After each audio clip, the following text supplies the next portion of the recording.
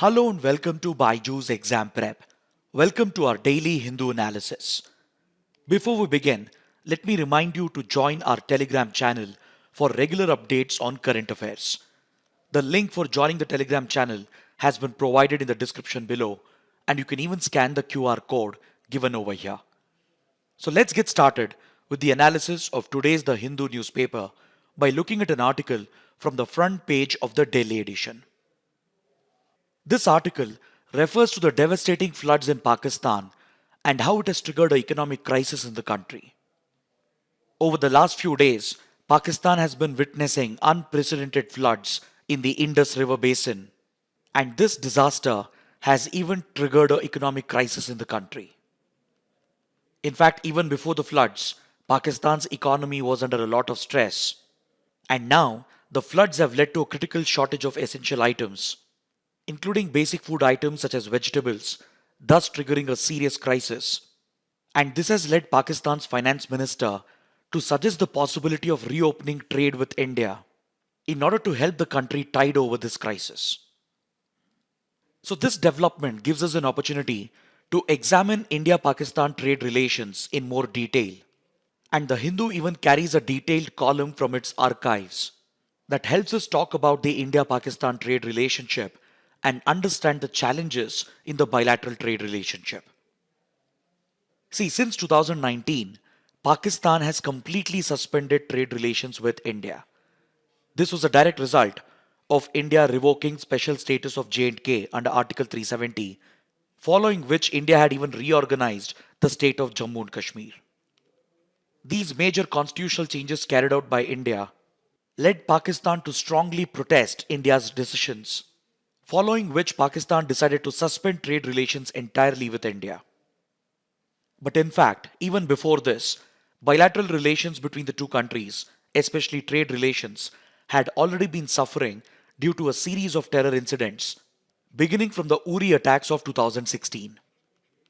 Following the Uri attacks, India had retaliated by carrying out surgical strikes, and as these developments had increased tensions in the relationship, it had taken a hit on the trade flow as well. But the 2019 Pulwama attacks dealt a severe blow to the relationship, as India again retaliated following the Pulwama attacks and carried out the Balkot airstrikes. As the two countries got involved in a limited aerial conflict in 2019, it led to a serious escalation of tensions and had a very serious impact on the trade relationship between the two. In fact, this has been the entire story of India-Pakistan trade relationship. Even though both are neighboring countries, trade between them has been frequently disrupted due to constant tensions that are centered around the Kashmir dispute and the frequent terror attacks against India that originate from Pakistan.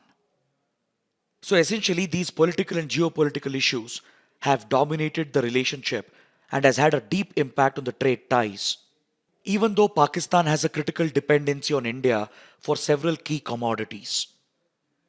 For example, Pakistan's economy is very dependent on India for vegetables, cotton, yarn, sugar, and even with regard to petrochemical products and electricity. In fact, Pakistan's economy would be well served if it were to import these essential commodities from India and would benefit several key industries on both the sides.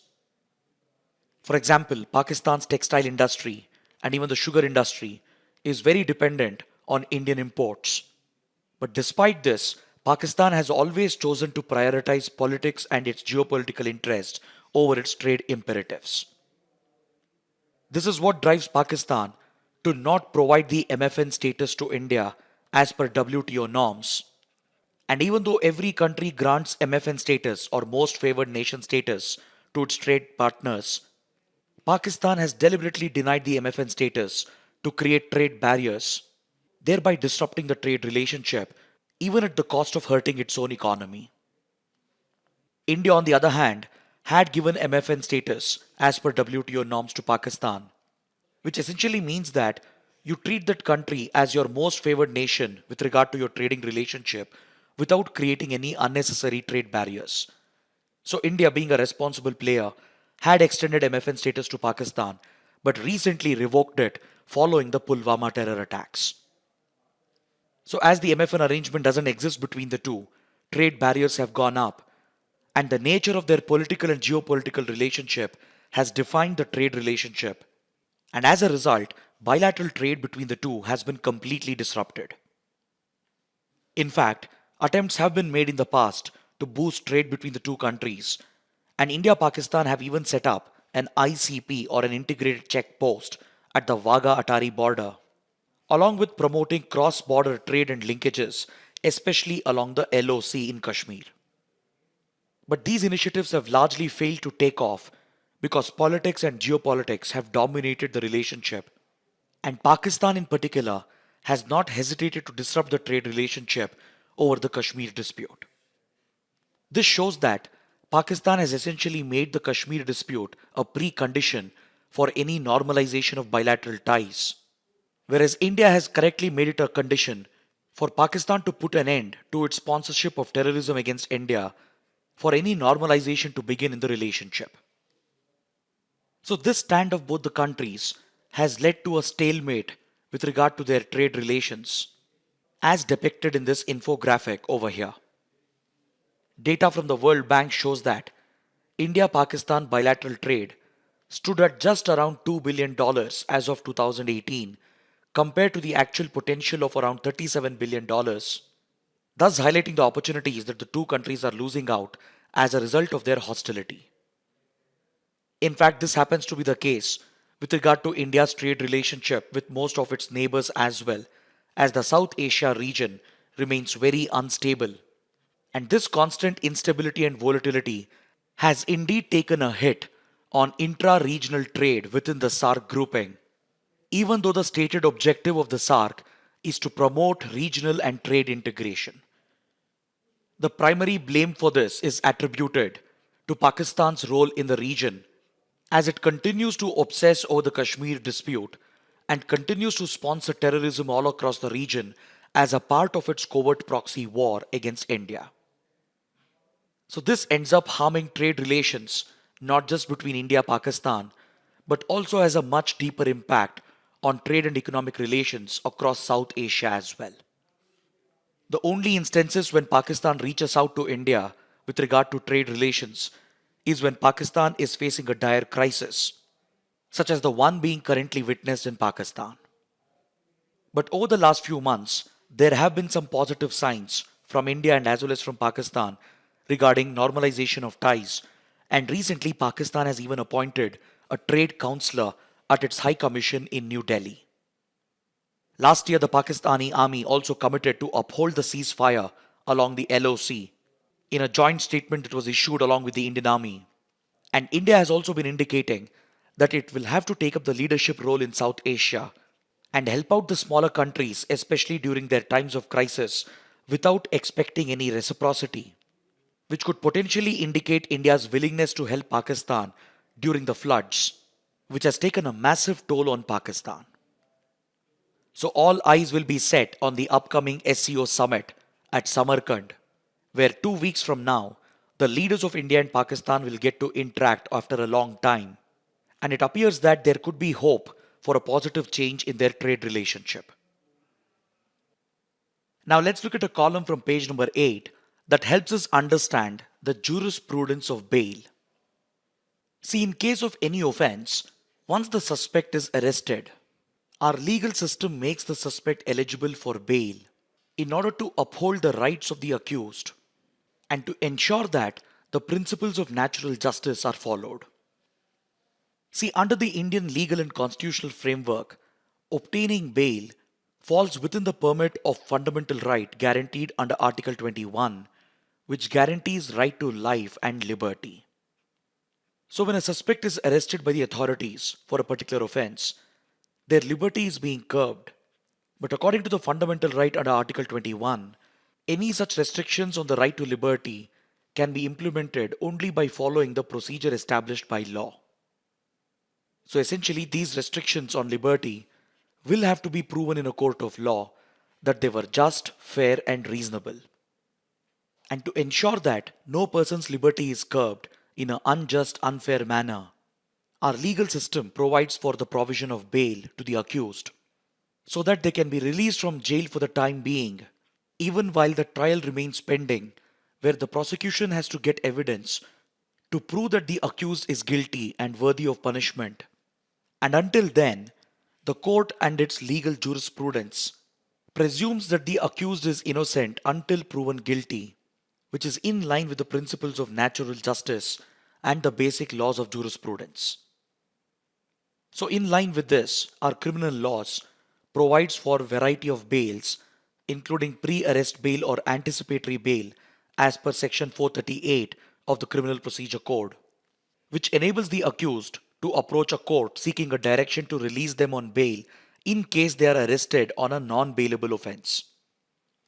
Then there is also the provision of statutory bail according to section 167 of the CRPC, which provides the accused the right to be released if the investigation is not completed within 90 to 60 days, depending on the case.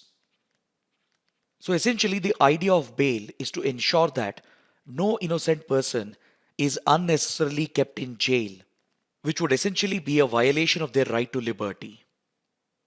Hence, in most cases, the court presumes that the accused is innocent until proven guilty, and during the trial period, to secure this basic right of the accused, our criminal laws and legal system provides for the provision of bail. So generally, in most cases, the accused are released on bail while pending investigation and trial, although there are few exceptions to it. If the accused is charged under very stringent laws, such as the Unlawful Activities Prevention Act, where the accused has been charged for terror-related offences, or if the accused has been charged and arrested under NDPS Act, that is the Narcotic Drugs and Psychotropic Substances Act, or if the accused has been charged and arrested under the Prevention of Money Laundering Act. Even in cases of grievous crimes and offences under IPC and CRPC, the bail provisions happen to be very strict and rigid. But however, these are supposed to be exceptions, whereas the norm is that the accused shall be released on bail while pending investigation and trial, so that the liberty and basic fundamental rights of the accused is protected until they are proven guilty. See, while granting bail, courts are supposed to fulfill the triple test, where they have to ensure that the accused is not a flight risk, meaning that the accused shouldn't run away while on bail. And the court will also have to satisfy itself that the accused, if on bail, shouldn't be tampering with evidence or influencing the witness unduly. And based on satisfying itself on these conditions, the court is supposed to grant bail to the accused, both during the trial stage and as well as during the appeal stage as well. So even if the accused is convicted and held guilty by the lower court, during appeal as well there is a provision of bail to ensure that no accused is held in prolonged custody, which in itself ends up becoming an unfair punishment if the accused turns out to be innocent at the end of the long trial process. Because the norm in any cases is that for any offense, the accused is first arrested, and arrest essentially means a jail term. So even during investigation and trial period, the accused continues to serve a jail term, and if later, if the accused is proven to be innocent, their prolonged arrest and custody in jail in itself would have become an unfair punishment, and hence the courts have been mandated to fulfill the triple test and ensure that bail is granted both during the trial and appeal stages. During the triple test, the courts also take into consideration the gravity of the offense, and unless and until it involves a grievous crime and an offense, bail is usually the rule, whereas jail happens to be an exception for the accused. This principle in jurisprudence has been upheld by the Supreme Court in multiple cases, including the Gudikanti Narsimalu versus Public Prosecutor case of 1977 and the Gurbaksh Singh case of 1980. There have been several recent cases as well where the Supreme Court has reiterated that bail should be the norm and the rule, as this is the right of any accused, whereas jail should be an exception reserved only for exceptional cases and criminals. The Supreme Court has even made it clear that in case of bailable offences, securing bail for the accused is a right, whereas the courts have a discretion to decide on the bail application only in case of non-bailable offences. Even in the case of non-bailable offences, this discretion is not arbitrary, but it is essentially judicial discretion where the court has to take a judicial call in granting bail to the accused by fulfilling the triple test and by exercising its discretion over the gravity of the offense. While this is the established jurisprudence in the country with regard to bail, it's quite unfortunate that, in case of several bailable offences as well, bail is often denied to the accused, either due to wrong presumption of the court itself or due to media pressure and public pressure, which ends up coloring the opinion of the court against the accused. This leads to several accused who might be innocent serving prolonged jail terms, which in itself represents a gross miscarriage of justice. Another related issue which has come up is that even if the courts have ordered bail to the accused, many times the government and the jail authorities fail to execute the bail terms on time, and there have been prolonged delays in implementing the bail orders as well. Hence, recently the Supreme Court had taken the government and jail authorities to task and had reiterated that bail is the rule and jail is the exception under Indian jurisprudence. Now let's take up a column from page number 7, written by R.K. Raghavan, former CBI director, and Ajay Goyal, a senior security analyst based out of Europe. In this insightful column, they examine the new emerging facets of terrorism and how it poses a threat to civilized world. See, terrorism is essentially any act of mindless violence targeted against innocents, with the intention to strike fear in the society and to send out a political message, which is accomplished either by killing civilians or by even targeting high-profile individuals. Such acts of terrorism could either be inspired by religious fundamentalism or any other extremist thought or ideology, or could even be a result of one government's covert war against the other. Over the decades, the world has witnessed various acts of terrorism, including well-planned large-scale attacks such as bombings, gun attacks, hijacks, etc., and also includes low-scale targeted attacks such as beheadings, knife attacks, or even lone wolf attacks carried out by a single individual terrorist. The writers of the column refer to two recent incidents of terrorism seen in US and Russia, in which a famous and controversial author, Salman Rushdie, was attacked by an individual in the US. Whereas in Russia, a high-profile individual who was a backer of the Russian invasion of Ukraine and was seen to be proximate to Putin was apparently assassinated in an attack which has been attributed to Ukrainian intelligence services.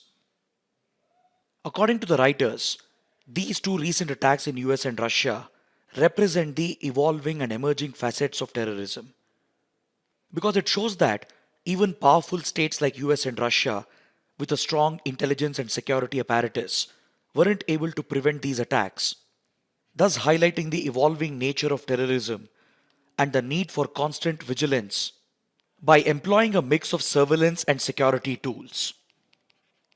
But when it comes to surveillance and security, there is no dearth of it, both in US and Russia, and despite that, the attacks have slipped through, which represents the evolving nature of terrorism. Now let's take a look at this column from page number 6, in which the writer breaks down the patriarchy which is evident in India's legal system.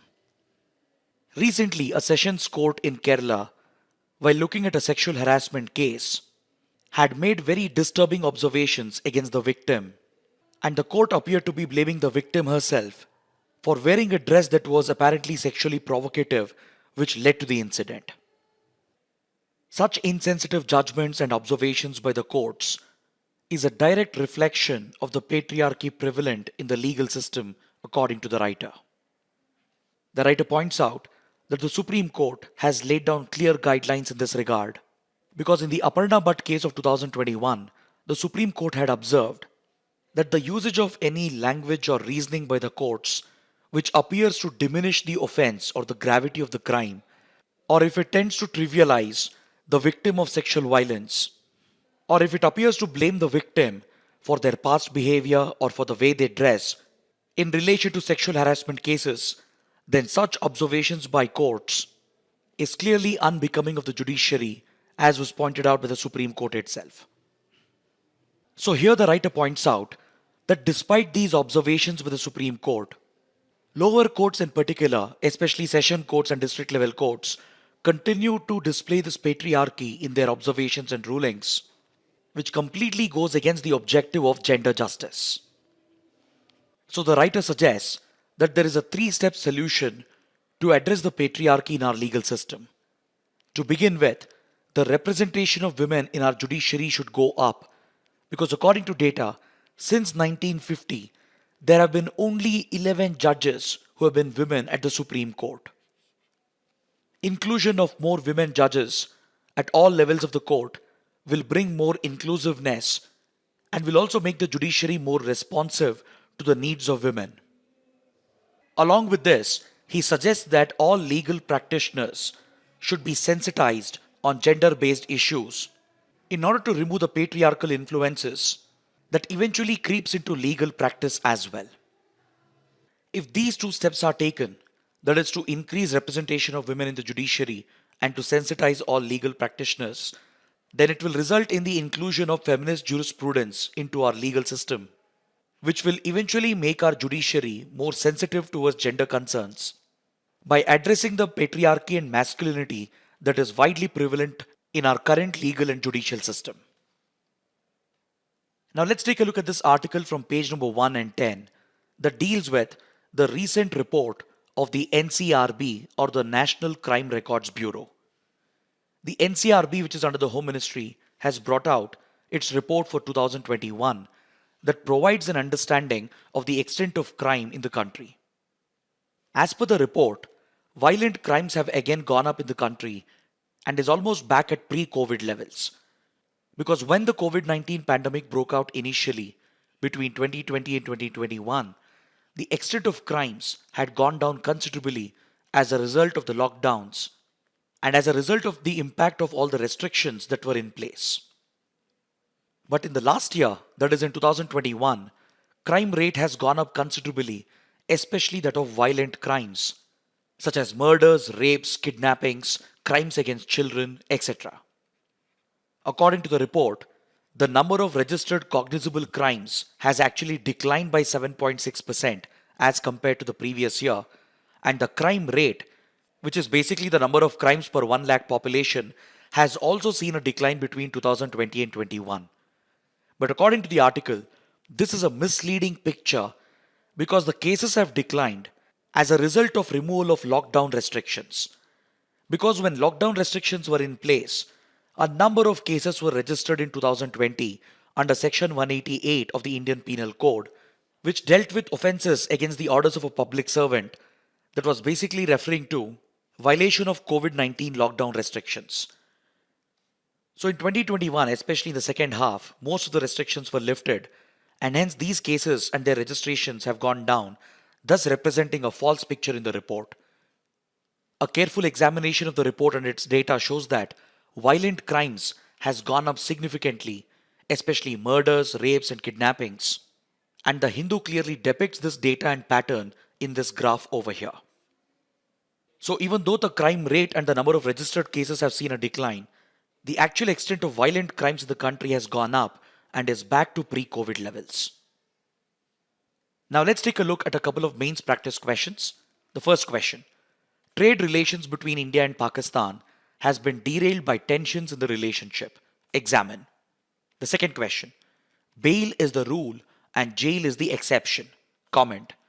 Kindly write an answer to these questions and post your answers in the answer writing portal, for which the link has been provided in the description box below. So this brings our discussion to an end, and if you like the initiative, do let us know by sharing your comments, and don't forget to press the like button and to subscribe to our channel. Thanks for watching.